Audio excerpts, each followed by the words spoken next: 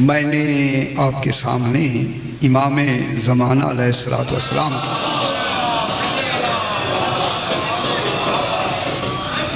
وہ زیارت جو آپ ہر واجب نماز کے بعد بڑے احترام سے بجا لاتے ہیں اسے تلاوت کیا ہے، جس میں سلام کی لفظیں ہیں السلام ہو علیکہ، سلام ہو آپ پر، سلامتی ہو آپ پر۔ ظاہر ہے کہ جب انسان کہے گا تو مکمل سلامتی کا تصور ہوگا، جسے ایک مکمل سلامتی کہہ سکتے ہیں وہی سلامتی کا تصور سلام میں موجود ہے۔ سلام ہو آپ پر۔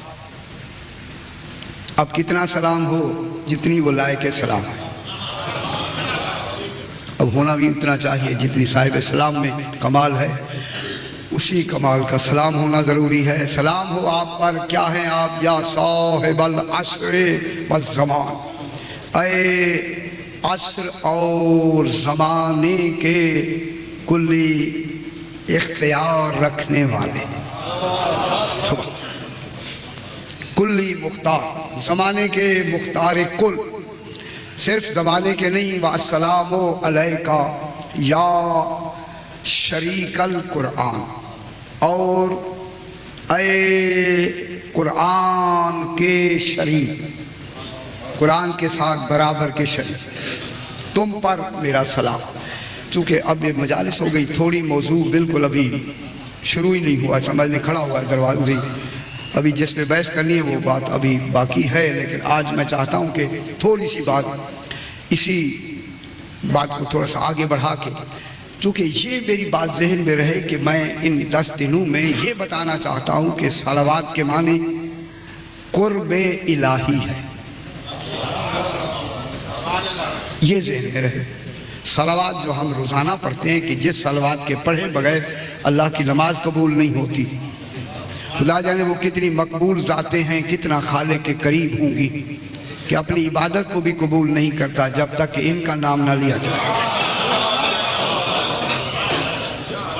آخر کچھ تو ہستیاں ہیں، یہی سے آپ صاحبان علم ہیں، آخر کچھ تو ان سے خالق کوئی اپنا، اب یہ دیکھیں میں بات کر رہا ہوں کہ کوئی اپنا ذاتی کام ان سے لینا چاہتا ہے، کوئی ذات جو وہ خود نہیں کر سکتا، چونکہ اس کو نہ کرنے میں نقص مانے نہیں کمال مانے ہیں، اپنے کمال کی بنا پہ وہ کوئی کام نہیں کر سکتا، وہ میں والا کام انہی سے کرانا چاہتا ہے۔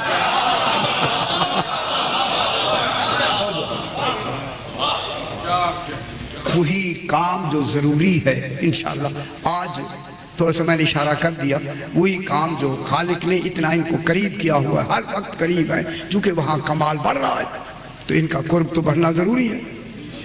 تبھی تو وہ خدا جانے کب سے نہیں بنایا اور کب سے یہ قرب بڑھایا جا رہا ہے، بڑھایا جا رہا ہے۔ یہ نہیں ہے کہ پہلے قرب میں کوئی نقص تھا، یہ نہیں ہے، چونکہ اللہ کے کمال کی انتہا نہیں، اپنے کمال کو ساتھ ان کو ملانے کے لیے، چونکہ انہی سے اپنے کمال کا نام منوانا تھا، اسی لیے خالق ان کے قرب کو قیامت تک کے لیے، اور جب تک یہ نظام ہے قرب بڑھتا رہا ہے، بڑھا رہا ہے، بڑھا رہا ہے۔ آج کو تھوڑی سی ایک پردہ ہٹاتے ہیں اس قرب کا، جب پردہ ہٹے گا پھر پتہ لگے گا کہ خالق کو ان کی کتنی ضرورت تھی۔ میں کہہ رہا ہوں ضرورت تھی، ہر شے اللہ کے پاس ہے مگر اللہ کے پاس ضرورت نہیں ہے۔ میں بہت بڑی بات کر رہا ہوں، ہر شے ہے مگر ضرورت نہیں ہے۔ خدا جانے 14 کیا ہیں جو اللہ کی ضرورت ہے۔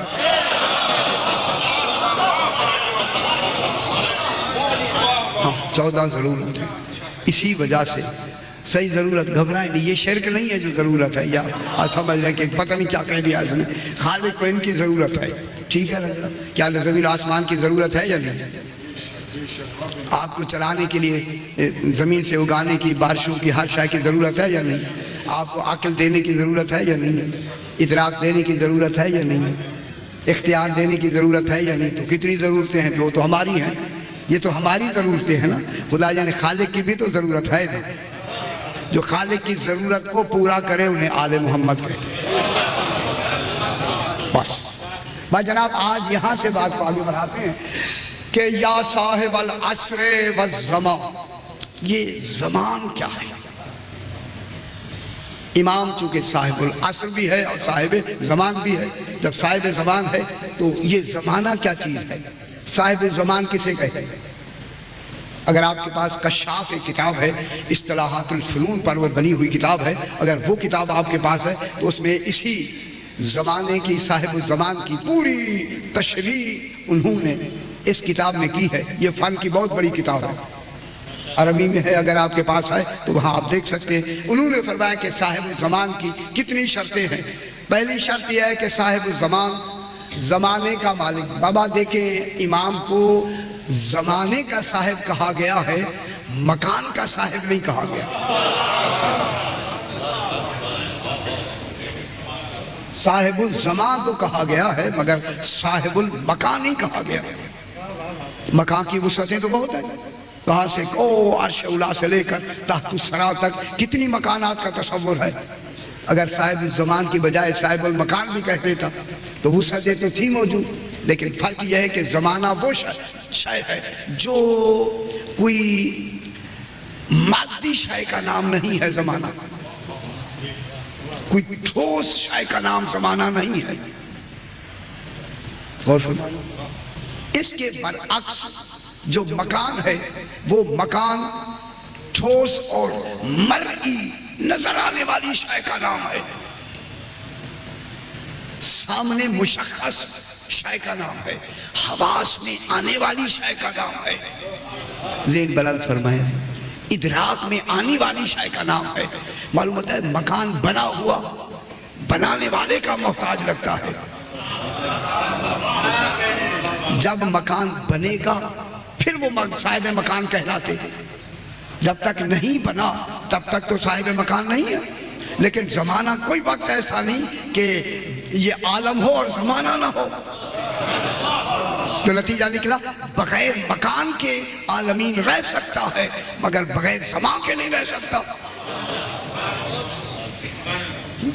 اب یہ زمان اگر صاحب زمان نہ ہوتا، صاحب مکان ہوتا تو کتنی امام کے اختیارات میں کمی ہو جاتی۔ چونکہ زمان میں جتنی غیر محسوس چیزیں ہیں وہ دائرہ امام سے نکل جاتی، جتنی غیر مرئی ہیں، نظر نہ آنے والی چیزیں ہیں، وہ ساری امام کے اختیار سے نکل جاتی۔ جو غیر حواس ہیں، حاسوں میں نہیں آتی، وہ تمام چیزیں امام کے دائرے سے نکل جاتی، اختیار سے نکل جاتی۔ یعنی سامنے نظر نہ آنے والی چیز بھی امام سے، چونکہ مکان تو نظر آتا ہے، جو نظر نہ آنے والی چیزیں ہوتی وہ امام کے دائرہ اختیار سے نکل جاتی۔ اگر میں جملہ کہہ دوں تو بات ساری کی سمجھ آ جائے گی۔ اگر نظر نہ آنے والی، مکان تو نظر آنے والی شے کا نام ہے، اگر امام کو زمانہ کا امام نہ کہا جاتا تو فرشتے تو پھر نظر نہیں آ سکتے، تو امام کا اختیار فرشتوں سے الگ ہو جاتا۔ فرشتے اللہم صلی علی محمد و آل محمد، فرشتے تو مرئی شے نہیں ہے، نظر آنے والی شے، لطیف اشیاء ہے۔ تو لطیف مخلوق، جن لطیف مخلوق، فرشتے لطیف مخلوق، یعنی معلوم ہوا یہ فضا لطیف مخلوق۔ خدا جانے کیا کیا عالمین میں خالق نے کیا کیا غیر مرئی، غیر مدرک، غیر محسوس، غیر معقول چیزیں ایسی بنائی ہیں سوائے امام کے دوسرا اسے کوئی جان ہی نہیں سکتا۔ تو یہ ساری چیزیں اختیار امام سے باہر ہو جاتی تو امام مختار کل نہ کہلا سکتا۔ میں جملہ کہہ دوں، جس کا خالق خالق کل ہے اسی کل کا امام مختار کل ہے۔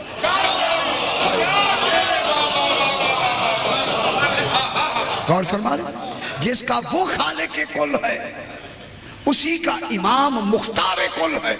تو پھر اگر صرف مکان ہوتا تو امام کے اختیارات کتنے کم ہو جاتے، محدود ہو جاتے۔ جب محدود ہو جاتے تو پھر امام کا وہ تصور جو اللہ کے بعد تمام عالمین کا کنٹرولر کون ہے؟ امام۔ تو امام کی وہ قوت، وہ اختیار، وہ تصرف، وہ ملکیت محدود ہو جاتی۔ اس لیے امام کو صاحب المکان نہیں کہا گیا، صاحب الزمان کہا گیا۔ جب صاحب الزمان کہا گیا تو اب امام صاحب الزمان، صاحب الزمان کے لیے کیا شرطیں ہیں کہ الامام ہوا صاحب الزمان وہوا صاحب الوقت والحال کشاف ہوا صاحب الوقت والحال، ہر لمحے کا جو وقت گزر رہا ہے اور ہر لحظہ لمحہ لمحے کا مالک۔ معلوم ہوتا ہے ہماری ہر سانس کا مالک امام ہے، عالمین کی ہر سانس کی رفتار کا مالک امام ہے، کنٹرول امام کا ہے۔ اب معلوم ہوا کہ قیامت کسے کہتے ہیں؟ جب امام سانس روک لے گا عالمین کی، اسی کا نام قیامت۔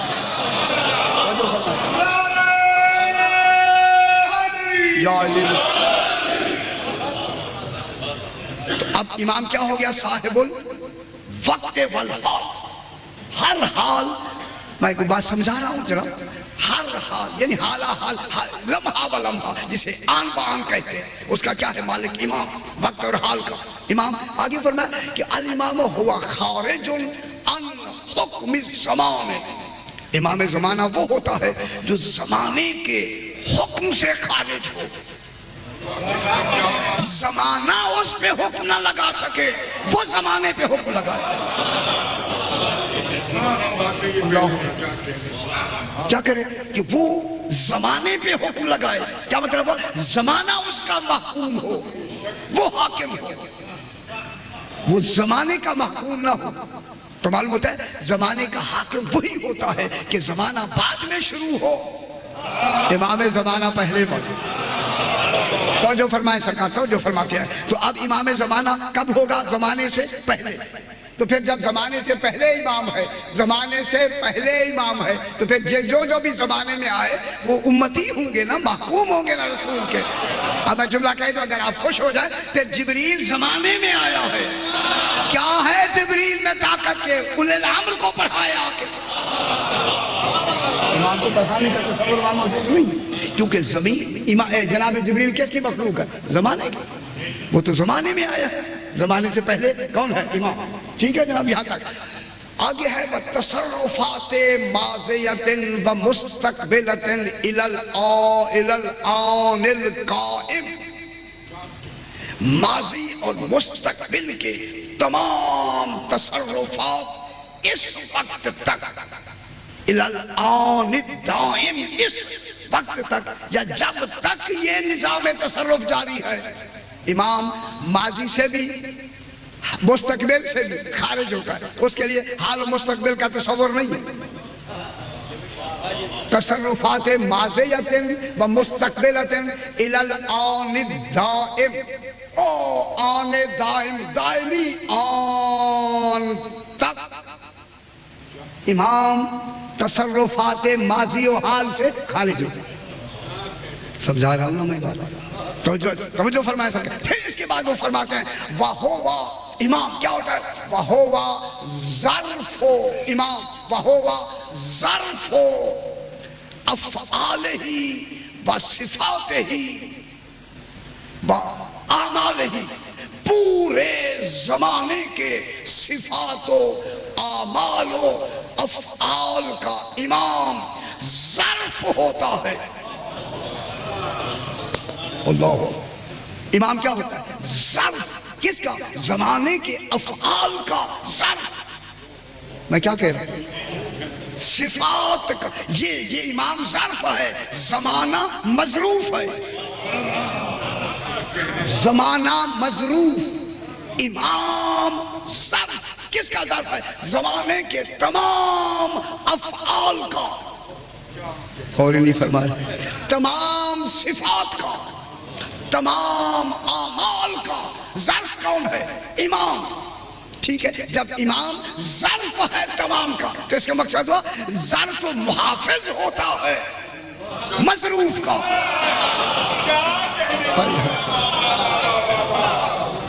پھر کائنات میں کوئی صفت ایسی نہیں، کوئی عمل ایسا نہیں، کوئی فعل ایسا نہیں جو اس ظرف میں موجود نہ ہو۔ تو ظرف تو محیط ہوتا ہے مظروف کو، لیکن مظروف اور ہوتا ہے، ظرف اور ہوتا ہے، ظرف محافظ ہوتا ہے مظروف کا۔ تو پھر عالمین میں کوئی بھی خدا کے لیے اب امام کے لیے یہ نام اعمال کا جانا وہاں ضروری نہیں کہ آپ نام اعمال بھیجیں تب امام کو معلوم ہو، بلکہ امام تو ظرف ہے اعمال کا، اس کی آنکھوں کے سامنے ساری کائنات کا عمل ہو۔ کوئی اللہم صلی علی محمد و آل محمد۔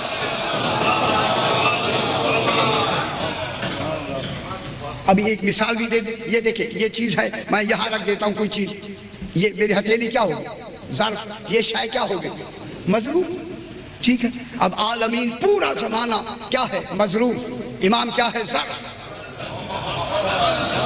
غور نہیں فرما رہا۔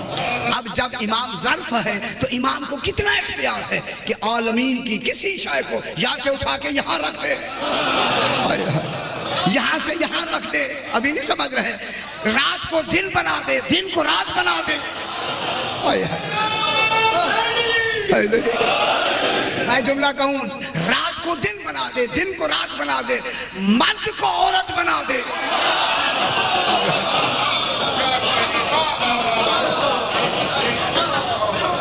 امام مرد کو کیا بنا دے؟ عورت بنا دے، عورت کو مرد بنا دے۔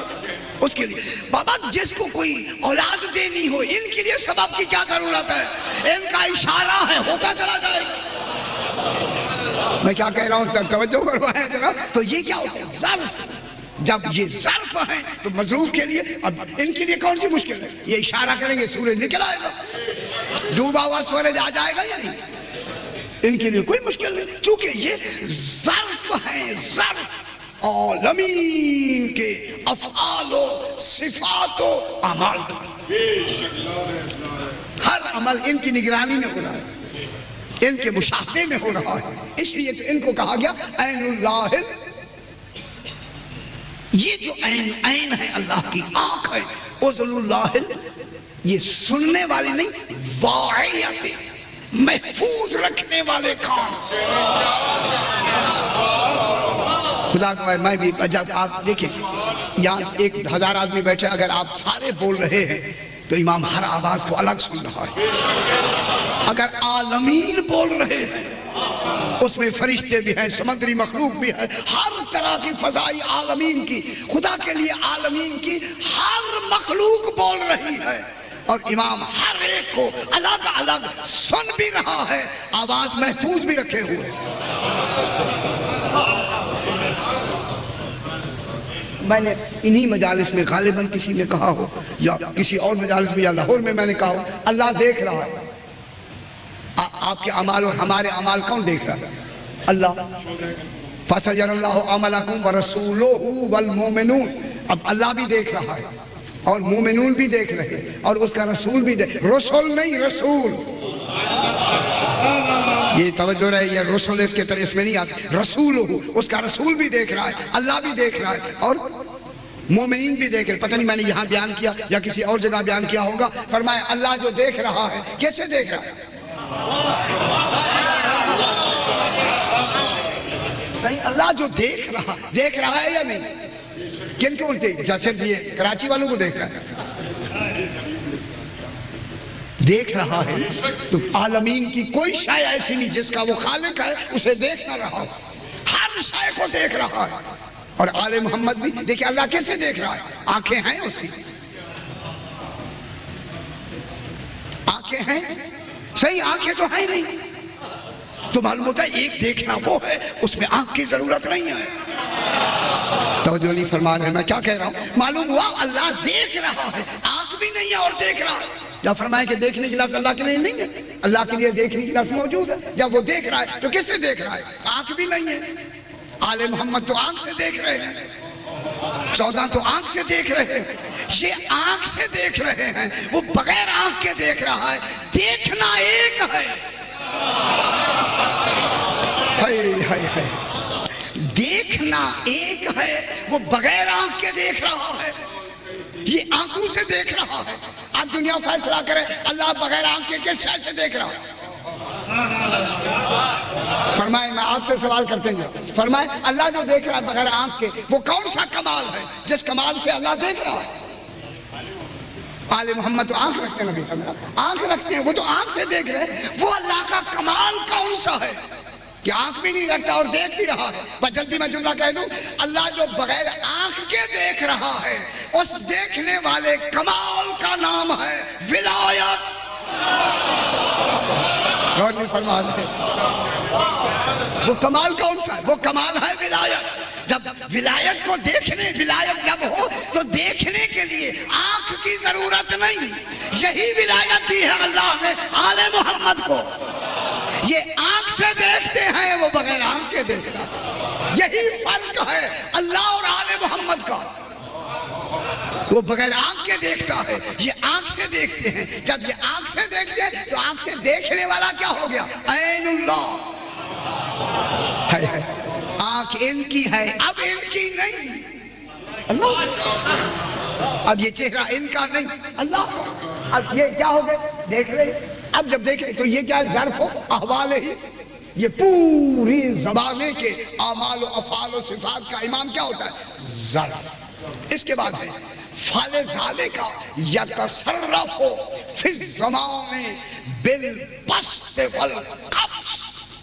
امام متصرف ہوتا ہے پورے زمانے میں بسط کا اور قبض کا، کہ کسی شے کو پھیلا دے، کسی کو کم کر دے۔ میں کیا کہتا ہوں؟ یہ اختیار کس کا ہے؟ بالبسط والقبض۔ بسط مانے بساط، پھیلانا، پھیلانے کا اختیار بھی امام کو، کم کرنے کا اختیار بھی امام کو۔ یہی سے میں مثال دے کے آگے بڑھتا ہوں۔ جناب اسرائیل کا کام ہے صرف روح قبض کرنا، زندگی بڑھانا نہیں۔ جناب اسرائیل صرف روح قبض کرتا ہے، زندگی نہیں بڑھاتا، عمر نہیں بڑھاتا۔ لیکن امام کے پاس اختیار موجود ہے، چاہے کسی کی عمر کم کر دے، چاہے کیا عمر بڑھا دے۔ اب رزق دینے والا میکائیل جتنا رزق ملا ہے اتنا دے گا، لیکن امام کے پاس کیا اختیار ہے؟ چاہے تو رزق کم کر دے، چاہے تو رزق بڑھا دے۔ رزق بڑھانے اور کم کرنے کا اختیار کس کے پاس ہے؟ رزاق وہی ہے، تقسیم کا سارا اختیار امام کے پاس ہے۔ میں کیا کہہ رہا ہوں؟ بالقبض اللہم صلی علی محمد و آل محمد۔ وَيَتَصَرَّفُ فِي الْمَكَانِ۔ پھر یہ تصرف، یہ زمانے کا تصرف تھا، اب یتصرف فی الْمَكَانِ بِالطَّیِّ وَالنَّشْرِ۔ 317 ہجری میں کیا ہوا ہے؟ 317 ہجری میں کون سا واقعہ ہوا ہے؟ کرامتہ نے حملہ کر کے 317 ہجری میں کرامتہ نے حملہ کر کے خانہ کعبہ کو بالکل من جنوبوں سے ہر چیز لوٹ کر لے گئے، اور حجر مقام پر حجر اسود بھی لے گئے۔ ٹھیک ہے، 339 ہجری میں اسی خانہ کعبہ کا یہی حجر اسود رکھنے کے لیے اعلان ہو گیا کہ رکھا جائے گا۔ 337 ہجری میں ایک شخص ہے جس کا نام ابو القاسم جعفر بن محمد بن کولوے، جب اس کو پتہ لگا کہ امام 1339 میں یہ حجر اسود کو نصب کیا جائے گا، تو انہوں نے کہا کہ نصب امام زمانہ کریں گے۔ حجاج بن یوسف کے زمانے میں امام علی زین العابدین علیہ السلام نے کیا تھا یا نہیں کیا تھا؟ یہ چل کے وہاں سے چل کے حج بھی ہو جائے گا اور یہ بھی میں دیکھ لوں گا۔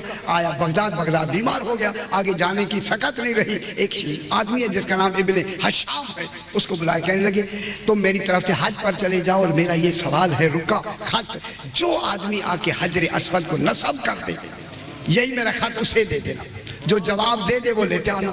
اس میں اس نے لکھا کہ یہ لکھا مولا جو میں بیمار ہوں، اس بیماری میں میری موت ہے یا میری عمر اور بھی ابھی باقی ہے؟ میں اس میں مر جاؤں گا یا ابھی میری موت، ابھی کوئی زندگی باقی ہے؟ یہ خط لکھ کے اس کو دے دیا۔ اب وہ شخص ابن حشام کہتا ہے میں وہاں گیا اور جا کے دیکھا کہ لوگ حجر اسود کو رکھتے ہیں، گر جاتا ہے پھر لوگ پکڑ لیتے ہیں۔ ایک نوجوان آیا، اس نے اٹھا کے حجر اسود کو رکھا تو اپنی جگہ پہ مستقر ہو گیا۔ مستقر ہوا تو جب وہ لوگوں میں سے جانے لگا تو میں پیچھے پیچھے جب میں بالکل قریب گیا تو وہ پلٹ کے کہتے ہیں وہ ابو جعفر نے جو خط دیا ہے وہ مجھے دے دو نا.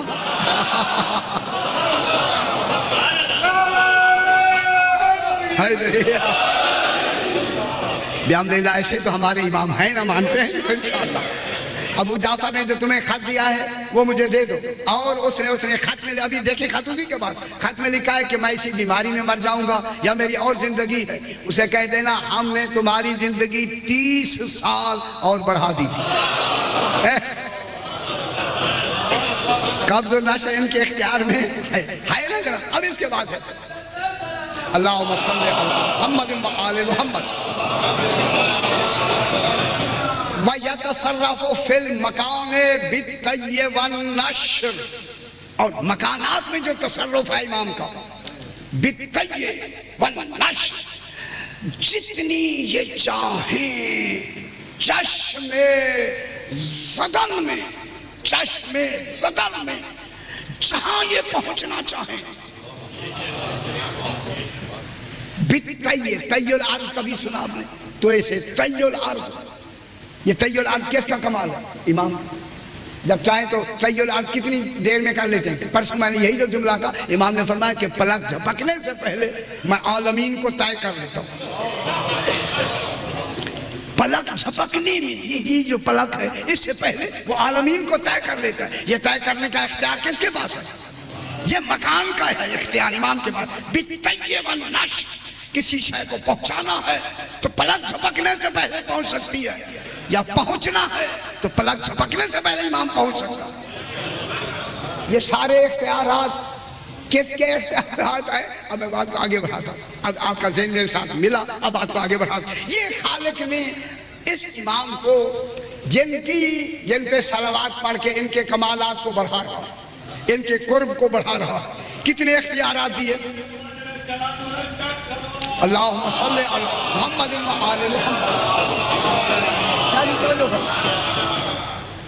اب بات کو اسی ان کا اختیارات آپ نے دیکھ لیا کہ عالمین میں اللہ کے بعد سب سے بڑا مختار کون ہے؟ امام. اختیارات کلی کا مالک کون ہے؟ امام. زمانے کا اختیار ہے، مکانات کا اختیار ہے، کل کا کل اختیار عالمین کا کن کے پاس ہے؟ امام کے پاس. جیسے وہ ہوا بکل شیء محیط وہو علی کل شیء قدیر وکل شیء احصیناہ فی امام مبین.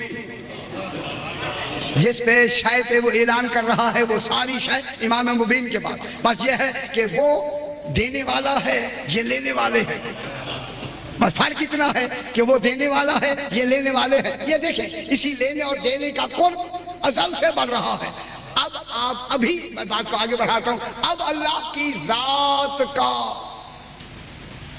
جو حضرات توجہ نہیں فرمائیں گے بات سمجھ نہیں آئے گی. اللہ کی ذات کا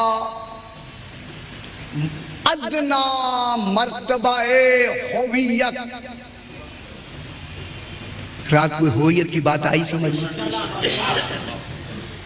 کل جو میں نے ہویت بیان کی ہے، احدیت، الوہیت، ہویت، احدیت، کل بیان کیا یا نہیں کی؟ دہرانا مقصود نہیں. یہ کیا ہے؟ الوہیت. انبیاء الوہیت کے پرچار میں، آل محمد ہویت کے پرچار میں. قرب احدیت کا ہے. قرب کس کے لیے؟ احدیت کے لیے قرب کو بڑھایا جا رہا ہے. اللہ کی احدیت کا قرب جو کمال ہے اس کمال کو بڑھایا جا رہا ہے. اور اس ہویت کے مظہر کون ہے؟ آل محمد. اللہ نے ان کو کس سے بنایا ہے؟ اپنے نور ہویت سے. اتنی بات سمجھ آئی نہ سکا. خدا کے لیے یہ باتیں چونکہ اہم ہیں، وہ میں دیکھ رہا ہوں آپ بالکل چہرے ایسے لگتے ہیں پتہ نہیں کیا ہو رہا ہے. ان 14 کو کس نور سے بنایا؟ رات میں نے بات یہاں طے کی تھی. کس نور سے بنایا؟ اپنے ذاتی نور ہویت سے. نور ہویت سے ان 14 کو بنایا. ٹھیک ہے، اور اپنا ذاتی نور سے اختراع کیا، ذاتی نور سے ایجاد کیا، ذاتی نور سے انشاء کیا، ذاتی نور سے مشتق کیا، ذاتی نور سے خلق کیا. راتی میں ساری باتیں میں نے بتائی. یہ اللہ کی بنائی ہوئی مخلوق ہے. خدا کے لیے یہ اللہ نہیں ہے. ان کا بننا ہی اللہ کے اللہ ہونے کی دلیل ہے. ٹھیک ہے، یہ بنی. اللہم صلی علی محمد و آل محمد. آپ کی پریشانی نہیں، مجھے پریشان میں ہو جاتا ہوں کہ پتہ نہیں کہ آپ کیا سمجھ رہے ہیں۔ بابا یہ کس سے بنایا اللہ نے؟ ان کو نور ہویت سے بنایا، اپنی ذاتی نور سے ان کو بنایا۔ یہ تو سمجھ آ رہی ہے نا؟ اب جناب میں ان کو اب میں ملانا چاہتا ہوں کہ اللہ ان کا قرب اپنے کمال کے ساتھ کیوں بڑھانا چاہتا ہے؟ اس لیے کہ اللہ کا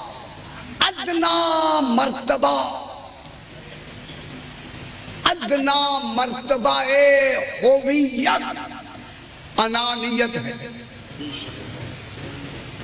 یا ٹھیک ہے، یہ دیکھ میں نے ایک لفظ گئی پریشان ہوں۔ اللہ کی ذات کا کیا کریں، لفظیں سمجھانے کے لیے لفظوں ہی کا سہارا لیا جاتا ہے۔ اگر آپ سمجھانے کے لیے مجھے اشاروں سے سمجھائیں گے نہیں سمجھ آئے گا۔ سمجھانے کا ذریعہ کیا ہوگا؟ صحیح لفظیں ہوں گی۔ آپ کو جو سمجھانا ہے تو کیسے سمجھایا جائے؟ لفظوں سے۔ یہ لفظوں سے سمجھانا ہے۔ لفظوں میں سمجھانے کے لیے تصور کچھ اور نہیں ہوتا، سمجھانا مقصود ہوتا ہے۔ سمجھانا ہے بابا، سمجھانا ہے۔ نہیں لفظوں کے بغیر میں نہ سمجھا سکتا ہوں نہ آپ سمجھ سکتے ہیں۔ اب اللہ کی ذات کا ادنا مرتبہ، وہاں کمال ہی کمال ہے، کمال ہی کمال ہے۔ اس کا ادنا مانے جو چھوٹا مرتبہ ہے۔ اللہ کے لیے اب چھوٹا مرتبہ کہنا بھی، اب کیا کریں، سمجھانا تو مقصود ہے کہ اللہ کا ادنا مرتبہ ہویت، اللہ کا ادنا مرتبہ ہویت ذات کا انانیت ہے۔ الف نون یہ تے انانیت کے معنی، انا معنی میں۔ ٹھیک ہے، اللہ کی ذات، کوئی اب میں ایسے نہیں چھوڑوں گا جناب، اللہ کی ذات کا ادنا مرتبہ ہویت جو اس کی ذات ہے نا، ذات کا جو ادنا مرتبہ سمجھانے کی آتا ہے خدا کے لیے، وہاں یہ ادنا اعلیٰ کے مرتبے نہیں، وہ علی الاعلیٰ ہے، لیکن سمجھانا مقصود ہے۔ سمجھانے کے لیے ہمیں لفظوں کا سہارا لینا پڑتا ہے۔ اللہ کی ذات کا ادنا مرتبہ ہویت انانیت ہے، اس کا میں ہونا۔ میں کیا فرمایا؟ کنت کنزا مخفیا، میں چھپا ہوا خزانہ تھا۔ خدا کے طرف میں چھپا ہوا خزانہ تھا۔ فَأَحْبَبْتُ أَنْ أُعْرَفَ، میں نے چاہا کہ میں پہچانا چاہوں۔ صحیح توجہ، میں نے چاہا کہ میں پہچانا جاؤں۔ فَخَلَقْتُ الْخَلْقَ، میں نے ایک خاص مخلوق کو پیدا کیا۔ لَقَيْ عُرَفَ، تاکہ مخلوق سامنے ہو میں پہچانا جاؤں۔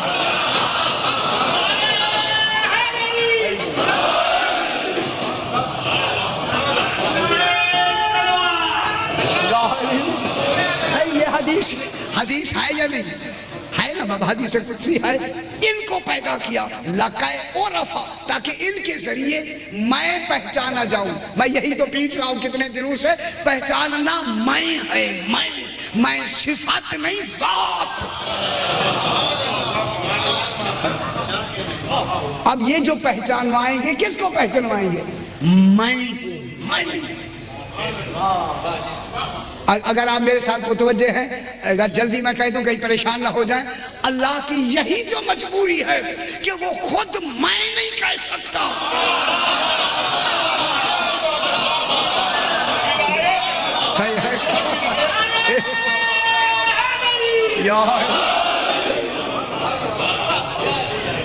اللہ خود میں نہیں کہہ سکتا، اس کی میں کو کس نے کہنا ہے کہ میں؟ اور نہیں فرمایا، یہ تو کراچی کا مجمع ہے جناب، محنت میں نے کی ہے۔ اس نے اپنی میں کہلوانی ہے ان کی زبان سے، ان کی زبان سے اللہ نے اپنی، ہاں ایسا نہ کہے، زور سے کہتے کوئی میں کہلوانی ہے ان سے۔ میں دنیا کو چیلنج کر کے کہتا ہوں، آج کوئی ولی سے ولی کہہ دے کہ میں اللہ ہوں،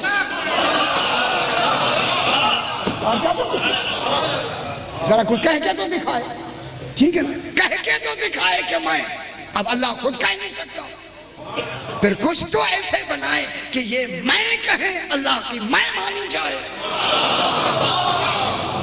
پریشان نہ ہوں، پریشان نہ ہوں، پریشان نہ ہوں، اسی وجہ سے میں کہہ رہا ہوں کہ انانیت کے معنی ہیں میں، کوئی حد نہیں، میں مانے میں ذات ہے، اللہ کیا کہہ رہا ہے میں آپ کا خادم، آپ کی خواہ کے پاس سے بھی میں نیچے ہوں بالکل، لیکن بات جو مولا کی ہے میں چاہتا ہوں ایسے پہنچے جیسے ان کا حق ہے، کیونکہ یہ بات جلدی والی نہیں ہے جتنی آپ جلدی سمجھ لیں کہ میں جلدی چھوڑ دوں گا، نہیں، یہ تو ہماری ڈیوٹی میں آتا ہے، ہمیں حکم ہے پیغام پہنچاؤ۔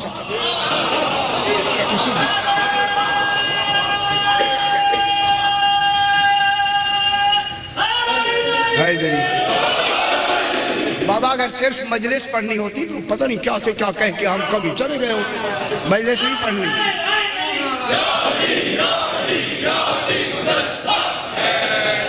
ان کا پیغام دینا ہے، پیغام صحیح بیٹھے، پیغام دینا ہے، بس اللہ کا، اللہ کی ذات کا ادنا مرتبہ ہویت، یہ ٹیپ ہو رہا ہے، اچھی بات ہے، اللہ کی ذات کا ادنا مرتبہ ہویت انانیت ہے، میں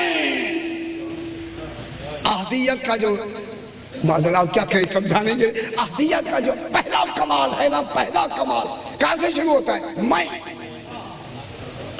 اللہ کی احدیت کا جو کمال شروع ہوتا ہے، شروع جہاں سے ہوتا ہے میں، اے جہاں آل محمد کا کمال جس کمال سے ملا ہوا ہے، اوپر والے کمال کا نام ہے میں،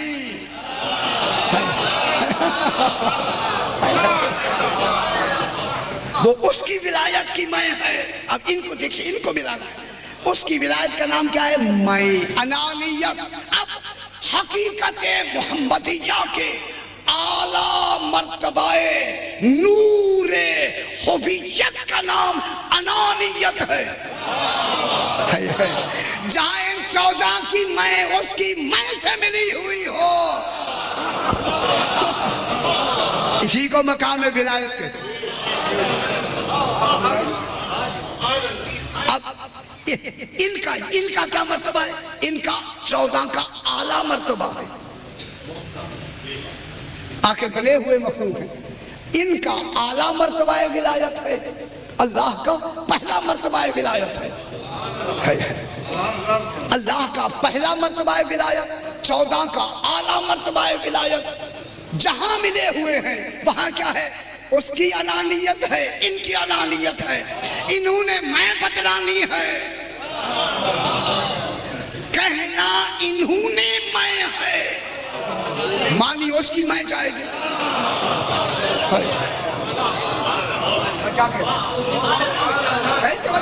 خدا کے لیے دیکھیں آپ ذہن میں کوئی شرک ہو رہا ہے تو فرمائیں، شرک ہو رہا ہے؟ میں کیا کہہ رہا ہوں؟ ان کو مخلوق بنا کے خالق کی دلیل پیش کریں، اللہ نہیں ہے، اللہ نہیں ہے، ان کو اللہ کون کہہ رہا ہے؟ خدا کی قسم اللہ نہیں ہے، روز میں کہتا ہوں بابا اللہ نہیں ہے، اللہ کو کیسے ثابت کریں گے آپ؟ کیسے سمجھائیں گے دنیا کو اللہ؟ کیا ثبوت ہے آپ کے پاس؟ اللہ کو دعویٰ ہے، آج بھی دعویٰ ہے، دلیل کون ہے؟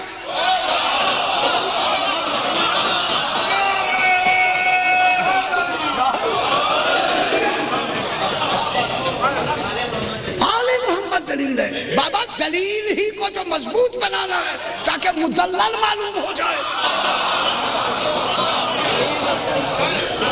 یہی سے تو خالق معلوم ہو جائے گا۔ اب اللہ کا پہلا، اچھا یوں کہتے ہیں، اللہ کا پہلا مرتبہ کمال ہویت، پہلا مرتبہ کمال ہویت انانیت ہے، آل محمد کا اعلیٰ درجہ کمال نور ہویت، نور ہویت سے بنے ہیں نا بابا، ان کا اعلیٰ مرتبہ باعتبار کمال نور ہویت انانیت ہے، اسی لیے اس انانیت کو خالق بڑھانا چاہتا ہے، اپنے قریب کرنا چاہتا ہے، چونکہ اربوں سال کے بعد خالق نے عالمین بنانے ہیں اور ان عالمین سے اپنی ربوبیت کا اقرار لینا ہے، اور اقرار لینا ہے الستو بربکم، کیا میں تمہارا رب نہیں ہوں؟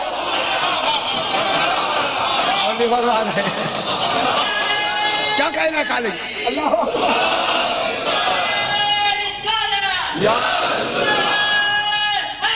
یا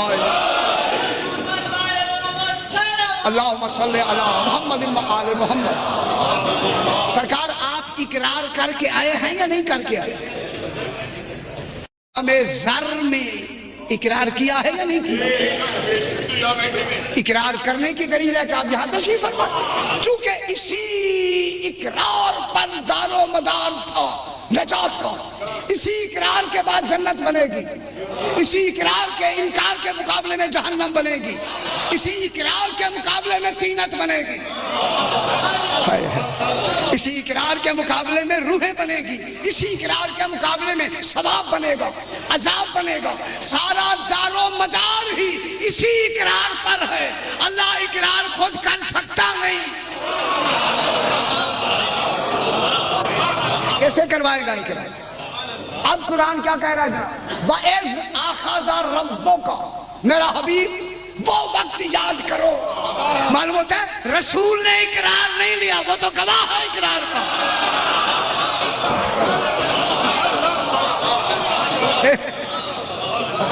وَإِذْ أَخَذَ رَبُّكَ، میرا حبیب وہ وقت یاد کرو، یاد اسے دلایا جاتا ہے جو موقع میں موجود ہو۔ معلوم ہوتا ہے جب ان تمام روحوں سے جناب آدم کی پشت مبارک پر مس کی ہاتھ پھیرا گیا تو ساری آپ جتنی ضروریت ہے قیامت تک کے لیے ساری موجود ہے، اللہ نے عقل و معرفت انہیں عطا کر کے اب ان سے عہد لینا ہے، پوری کائنات سے لینا ہے عہد، عالم ذر میں عہد الست۔ وَإِذْ أَخَذَ رَبُّكَ مِن بَنِي آدَمَ مِن ظُهُورِهِمْ ذریتہم، ان کی پشتوں سے ان کی ذریتوں کو نکالا۔ رسول یاد ہے نا، معلومات ہے عہد رسول نہیں لے رہا، رسول تو عہد کا گواہ ہے، کوئی اور ہے جو عہد لے رہا ہے۔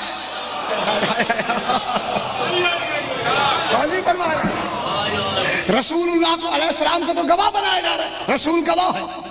اب اس عہد میں سب سے پہلا عہد کن لفظوں میں لیا گیا؟ لفظوں میں اللہ بولتا ہے مگر لفظوں کے ساتھ نہیں، یا اقرار لیا جا رہا ہے لفظوں سے، معلومات ہے اللہ نہیں۔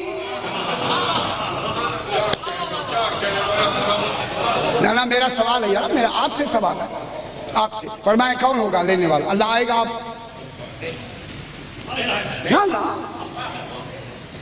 کون لے گا؟ آپ دیکھیں نا، وہ ڈھونڈیں گے نا، وہ تو ابھی دیکھیں میں یہاں تک پہنچایا، آپ نے جناب علی کا نام لینا شروع کیا، رسول تو گواہ ہے نا۔ اب تو یہاں تک میں لے آیا نا، تبھی آپ تیار ہوئے کہنے پر، خبر نہیں پہلے آپ کہنے پہ تیار ہی نہ ہوتے، یہ تو محنت کا نتیجہ آیا نا۔ صحیح، اقرار لیا گیا، رسول تو گواہ ہے، جب گواہ ہیں رسول، بلکہ 13 گواہ ہیں، اقرار لینے والا ایک ہی ہوگا، دو نہیں ہو سکتے، 13 کالو بلا کہیں گے بعد میں، اور کہنے والے نے کہنا ہے۔ اللہ آواز سے، زبان سے، لفظوں سے بول نہیں سکتا، عالمین کو لفظیں پہنچانی ہیں، آواز بھی ضروری ہے، الفاظ بھی ضروری ہیں، زبان بھی ضروری ہے، ہر کان تک پہنچانا بھی ضروری ہے۔ جب پہنچانا ضروری ہے تو پھر اللہ کیا کرے؟ اور منوانا کیا ہے؟ یہ منوانا ہے الستو بربکم، کیا میں تمہارا رب نہیں ہوں؟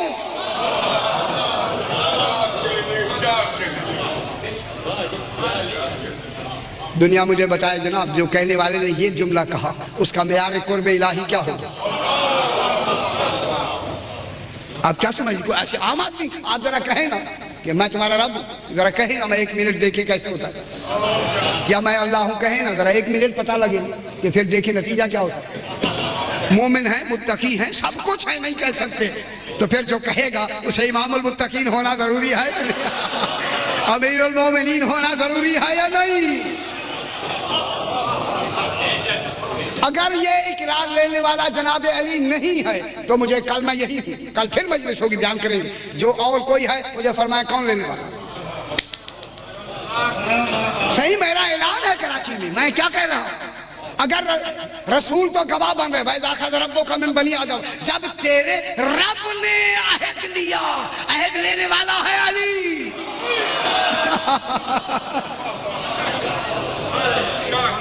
ان کے عمل کو خالق اپنا عمل کہہ رہا ہے، جب ہے اب عہد لیا کس نے؟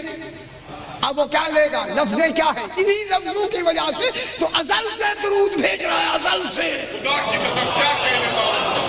کہ یہ اگر عہد نہ لیا گیا نہ قیامت ہوگی، نہ دین ہوگا، نہ اسلام ہوگا، نہ جنت ہوگی، نہ دوزخ ہوگی، نہ عذاب ہوگا، نہ ثواب ہوگا، نہ تینت ہوگی، نہ مومن ہوگا، نہ کافر ہوگا، نہ مشرک ہوگا۔ سارا دار و مدار ہی اقرار پر ہے، اور جو اقرار لے گا اللہ تو ہوگا نہیں۔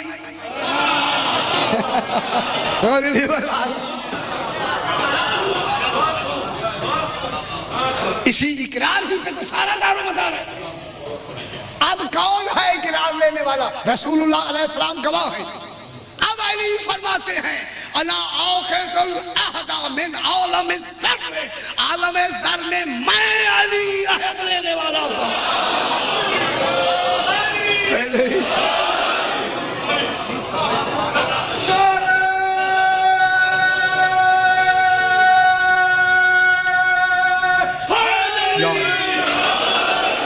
اے دیکھیں بات، اگر ماشاءاللہ آپ کراچی جیسے شہر میں رہتے تو آپ جا کے علماء کرام سے پوچھیں کہ عہد کس نے لیا، بات ختم۔ اتنی تو پوچھ سکتے ہیں نا یار آپ۔ دیکھیں میں دلیلوں سے بات کر رہا ہوں، آپ اتنا تو پوچھ لیں۔ فرمائیں یا عہد کس نے لیا؟ کہیں گے اللہ نے لیا، اللہ آیا تھا۔ میں کیا کہہ رہا ہوں؟ خدا کی قسم اگر اللہ آ کے عہد لے وَمُحَمَّدٌ نَبِيُّكُمْ نہیں کہہ سکتا، وَعَلِيٌّ إِمَامُكُمْ اللہ نہیں کہہ سکتا۔ آپ کس میں اس میں بیٹھے ہوئے لفظوں میں؟ اگر اس پر ہم صرفی نافی بحث کریں اللہ اللہ ہی نہیں رہتا اگر کہتے کون پھر خالق ان کو کتنا قریب کرے؟ یعنی اتنا خالق نے ان کو قریب کیا چونکہ انہوں نے میں کہنا ہے، ان کی میں پہ کوئی شک نہ کرے۔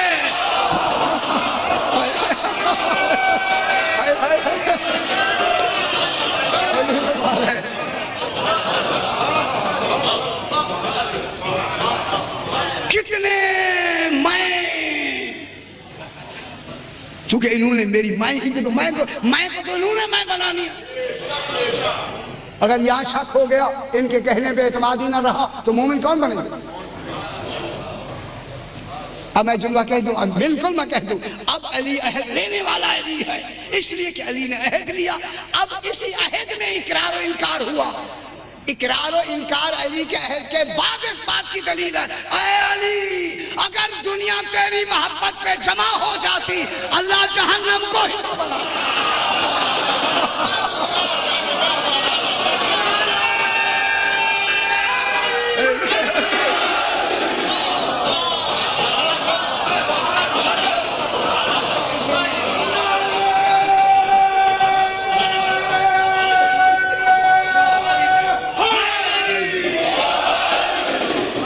سرکار بات دیکھیں، سرکار میرے میں خادم ہوں، عہد لیا جا رہا ہے اللہ رسول اور بلا کا، فرشتے لے نہیں سکتے، فرشتے سے لیا جا رہا ہے، ارواح سے لیا جا رہا ہے، عالمین کی جتنی مخلوق ہے وہ لے نہیں سکتی۔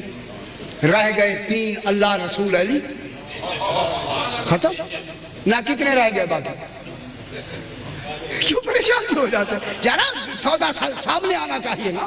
ایک ہے اللہ کا کمال ہے کہ وہ لفظوں سے عہد لے نہیں سکتا، رسول کو گواہ بنا دیا ہے، پر باقی رہ کون گیا؟ پھر کون رہ گیا باقی سوائے جناب علی کے؟ کون رہ گیا؟ اسی عہد لینے کی بنا پہ اسی عہد والے دن علی کا لقب ہو گیا امیر المومنین۔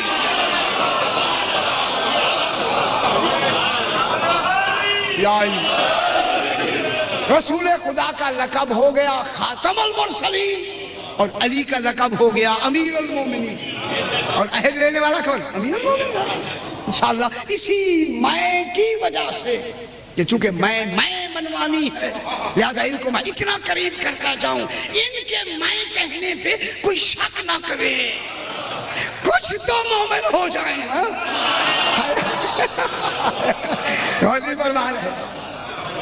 خدا کی قسم وہ کتنے خوش نصیب ہیں جنہوں نے علی کی مائیں کو میں کہہ کے رب کو مان لیا۔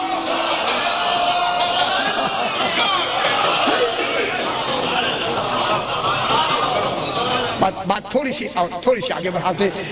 منقذ ابن اسبا اسدی ایک شخص ہے، منقذ ابن اسبا اسدی کوفے میں جناب علی علیہ السلام کے ساتھ رہتا ہے، سرکار کے ساتھ رہتا ہے۔ کل یہی سے بحث آگے شروع کریں گے بابا، سوالات ہوں تو کل بالکل پوچھ کے آئیے۔ منقذ ابن اسبا اسدی کہتا ہے کہ سرکار اٹھے رات کو مسجد کوفہ سے، ہم گھر سے نکلے باہر چلے دور چلے گئے، خچر بھی ساتھ ہے، چلے گئے، میں آگے ہوں اور خچر پیچھے ہے کہ جناب علی ایک جگہ اتر کے حضور طرف تھوڑے سے ایک طرف ہو گئے تو خچر نے کان کھڑے کیے۔ جب کان کھڑے کیے تو یہ اس وقت یہ چیزیں ہوتی ہیں جب کوئی خوفناک چیز یا اوپری چیز یہ دیکھتے ہیں جانور تو کان کھڑے کرتے ہیں۔ جب اس نے کان کھڑے کیے تو جناب علی بھی واپس آ گئے۔ میں نے کہا مولا یہ اس کی کیفیت کچھ اور سی نظر آتی ہے، خچر کی رات کی وقت ہے۔ سرکار نے فرمایا اس نے اس وقت 7.5 میل دور سے شیر کو دیکھ لیا، 3.5 فرسخ یا 3 فرسخ، کوئی 7.5 میل بنتے ہیں یا زیادہ بن سکتے ہیں، تو وہاں سے اس نے اس کو دیکھا ہے، اسی لیے اس نے کان کھڑے کیے۔ جناب علی وہی کھڑے ہیں کہ فوراً ایک بھاگتا ہوا شیر آیا، سرکار کے اس نے آ کے سر زمین پہ رکھ دیا۔ جناب علی کے سامنے دیکھیں اگر آپ کے پاس کتابیں ہیں، سر رکھ دیا اور سر اٹھا کے سرکار نے فرمایا کہاں سے آئے ہو؟ سرکار میں آج 7 دن ہو گئے، 7 دن توجہ فرمائیں، 7 دن ہو گئے مجھے کھانے کے لیے کچھ نہیں ملا، خدا گواہ یہ لفظ کتاب میرے پاس آئی بالکل لکھی ہے، سرکار میں نے گزرتے ہوئے 7 میل کے دور سے میں نے آپ کو دیکھا، جب آپ کو دیکھا میں نے یقین کیا مجھے رزق مل جائے گا، اس لیے آیا۔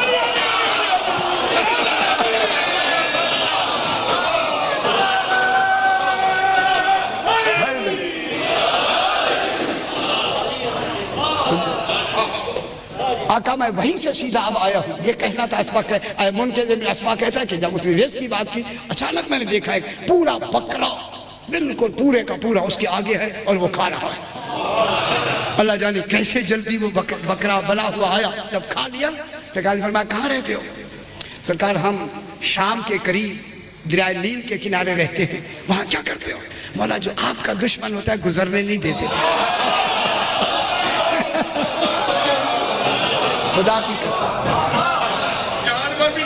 ہاں جانور بھی علی علیہ السلام سے محبت کرتے ہیں۔ یہاں کیوں آئے سرکار؟ ایک تو آپ کی زیارت ہے اور آج میرا شکار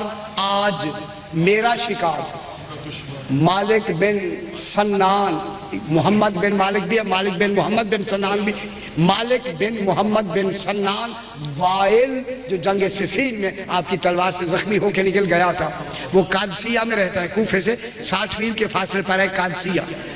آج رات میرا شکار وہی ہے چونکہ وہ آپ کا دشمن ہے، آپ کے ہاتھوں سے بچ گیا تھا، آج میرے ہاتھ سے نہیں بچے، آج میں نے اسے شکار کر لیا۔ یہ کہہ کے منقذ بن اسبا کہتا ہے میں تصویر حیرت ہو گیا، یہ کہہ کے اس نے دوڑ لگا دی قادسیہ کی طرف، تو وہ شیر نے دوڑ لگا دی، یہ کہتا ہے کہ میں پریشان ہو گیا۔ مولا نے فرمایا منقذ کیا ہو گیا؟ مولا میں کیا سن رہا تھا، حیوان یہ کہہ رہے تھے آپ کی محبت میں۔ فرمایا وہ گیا ہے نا، یہ آج ہو جائے گا، وہ اسے کھا جائے گا۔ مولا پھر ہاں کھا جائے گا۔ فرمایا پھر یہاں کیوں کھڑا ہے؟ اسی گھوڑے خچر پہ بیٹھ جا، چلا جا قادسیہ، وہ پتہ لگ جائے گا، وہ جا کے دیکھ لے۔ امام تشریف لے جاتے ہیں، یہ 60 میل کے لیے وقت لگتا ہے، یہ کہتے ہیں میں نے گھوڑے کو دوڑایا، جو ہی میں قادسیہ کے شہر میں داخل ہوا، اتفاق سے اس کا وہی گھر ہوگا کہ لوگ بھاگتے ہوئے آ رہے تھے کہ مالک ابن سنان کو شیر نے شکار کر لیا۔ اللہ، مالک ابن سنان وائل کو شیر نے شکار کیا، تو میں تو دیکھ کے آیا تھا۔ اور لوگ بھاگتے جا رہے اس کے گھر کی طرف کہ شکار کر کے ابھی گیا. اب میں جب وہاں گیا تو دیکھا اس کا سر بھی پڑا ہوا ہے, انگلیوں کے نشان بھی پڑے ہوئے ہیں. میرے خیال سر اس لیے رکھا ہے تاکہ نشانی معلوم ہو. اے آنے والے کو پتہ لگ جائے. یہ کہتے ہیں کہ ہم وہی کھڑے ہوئے کہ پھر آ کے اس نے حملہ کیا. اسی طرح لوگ ایک طرف ہو گئے, مگر میری نظر وہی تھی کیونکہ میں تو وہاں دیکھ چکا تھا نا. میں نے کہا کہ اب دیکھو اب کیا کرنے آیا. تو انگلیاں بھی اس نے اٹھا لی اور سر بھی اٹھا کے وہاں سے نکل گئے. جب نکل گیا تو اب لوگوں کو میں نے بتایا کہ لوگوں, یہ ابھی ابھی کوفے میں میرے آقا سے مل کے آیا اور کہہ کے آیا کہ میں آج کا شکار میرا مالک لیے محمد ابن سنان فائل. تو اب یہ کیا ہو گیا, ان کی محبت کا معیار کتنا ہو گیا.